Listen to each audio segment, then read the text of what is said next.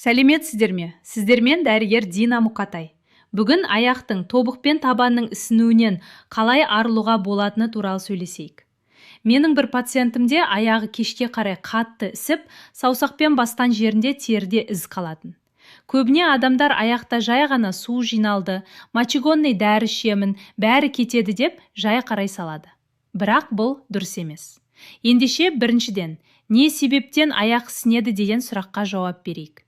Видеоны соңына дейін қарасаңыз, сіз тек аяқ ісінуінің ең жиі себептерін ғана емес, сонымен бірге оны анықтау үшін тегін диагностиканы қалай жасауға болатынын да білесіз. Ал ендеше бастайық.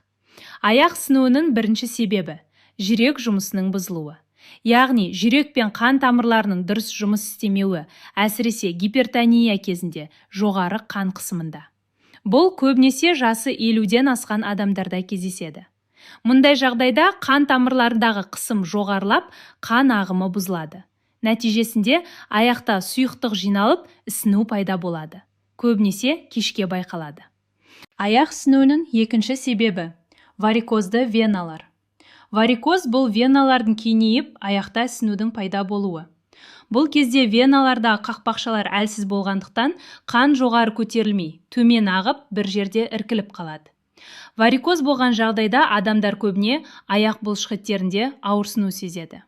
Мұндай белгілер болса, кідірместен флеболог дәрігерге қаралу керек. Аяқ ісінуінің үшінші себебі – гормондық бұзылыстар. Нәтижесінде ағза қан қысымы мен қан деңгейін реттей алмайды. Мұның салдары – қан тамырлар серпімділігін жоғалтады, қан баяу айналады, аяқ ісінеді. Бұл көбіне әйелдерде климакс кезінде, ер адамдарда ұзақ уақыт темекі шегу немесе зиянды әдеттер болғанда болады. Егер аяқ кешке қарай қатты ісіп, үлкен болып көрінсе, бұл гормоналды немесе қант деңгейінің жоғары екенін көрсетеді. Мұндай жағдайда қант деңгейін тексеру қажет. Егер қандағы қант 5-тен жоғары болса, эндокринологқа қаралу керек. Аяқ ісінуінің төртінші себебі – бүйрек аурулары. Бүйрек – ағзаның фильтрі. Ол артық суды шығарып тұрады.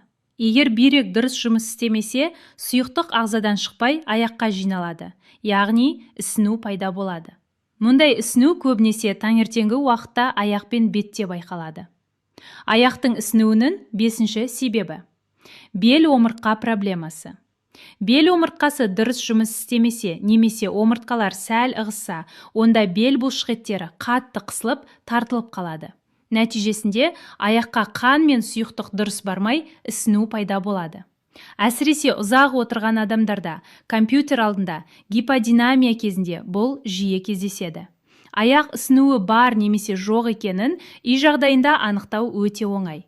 Бірінші, балтырды немесе аяқтың үстін 5-10 секунд басып тұрмыз. Жібергеннен кейін қараңыз. Егер терең із қалып қойса, ісіну бар деген сөз. Немесе кеште шұлық киіп жүрсеңіз, оны шештеннен кейін шұлықтың резинкасынан із қалса, бұл судың ағзада жиналып жатқанын көрсетеді. Егер осындай белгілер болса, бұл аяқ ісінуінің басталғанын білдіреді. Тағы бір маңызды нәрсе – қандағы қант деңгейі. Егер қант көп болса, ол қан құрамындағы ақуызбен жабысып қалады. Бұл қанның дұрыс жүруіне кедергі жасайды.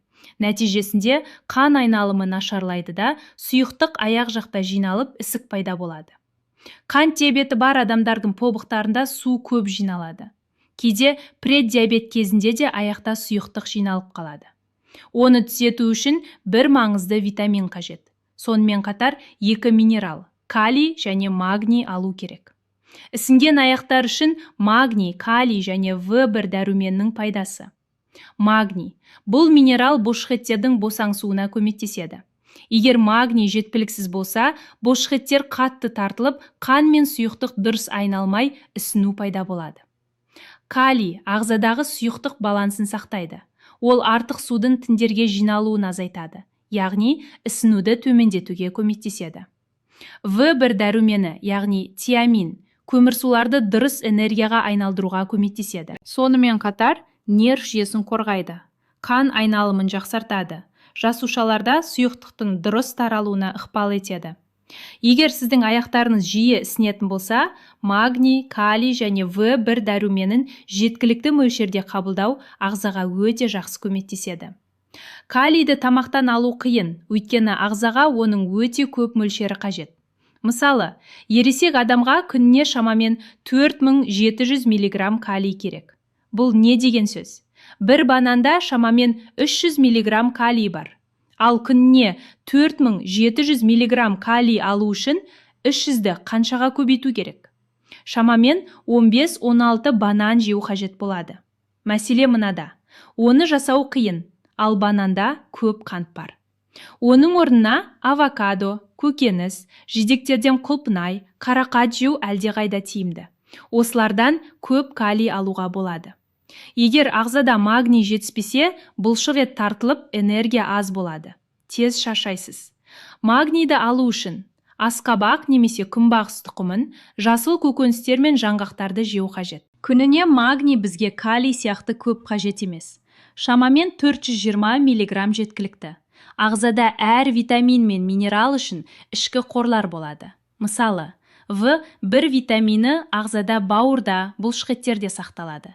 Егер сіз тамақтан жеткілікті В1 витаминін алмай қалсаңыз, ағза сол қордан алып пайдаланады.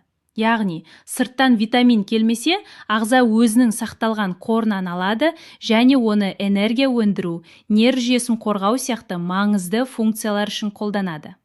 Бірақ ұзақ уақыт бойы тағамнан В1 витамині жетіспесе, ағзаның қорлары таусылады және сізде В1 витамин жетіспеушілігі пайда болады. Сол кезде тез шаршайсыз, бұлшықет тез әлсірейді. Нерв жүйесіне әсер етіп, аяқ-қолда сезімталдылық төмендейді. Жалпы энергия аз болады. Егер сіз көп тәтті немесе ақ нан жесеңіз, ағзаңыз В витаминін көп жұмсайды. Сондықтан В витаминін күнделікті толықтыру өте маңызды. Егер В1 витамині жетіспесе, аяқта ұю, жану, күйіп тұрған сезім сияқты белгілер пайда болады. Бұл нейропатия деп аталады. Айқын ісіну кезінде бастапқы ең маңызды нәрсе – сіздің тамақтануыңызды түзету. Көкөністерді қосыңыз. Бұл бірінші қадам. Оларда ферменттер мен минералдар бар. Олар суды ағзадан шығаруға және жалпы жағдайды жақсартуға көмектеседі. Сапалы ақуызды таңдаңыз. Жасыл шөппен өсірілген сиыр еті, балық жеу ағзаға пайдалы.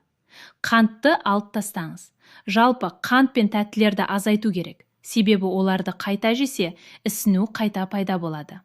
Ал пайдалы күрделі көмірсулар, мысалы күріш, сұлы, қара нан, көкөністер, бұршақ өнімдері, олар энергияны ұзақ береді және Б дәрумендерін сақтайды.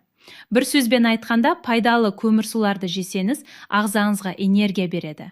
Дәрумендеріңіз сақталады, жүйкеңіз тыныш болады. Ал зиянды тәттілер ағзаны стресске ұшыратады. Бүгінгі берілген ақпарат пайдалы болса, видеоға лайк басып, каналға жазылып алыңыз. Алдағы уақытта көптеген пайдалы ақпараттармен бөлісетін боламын. Денсаулықтарыңыз мықты болсын.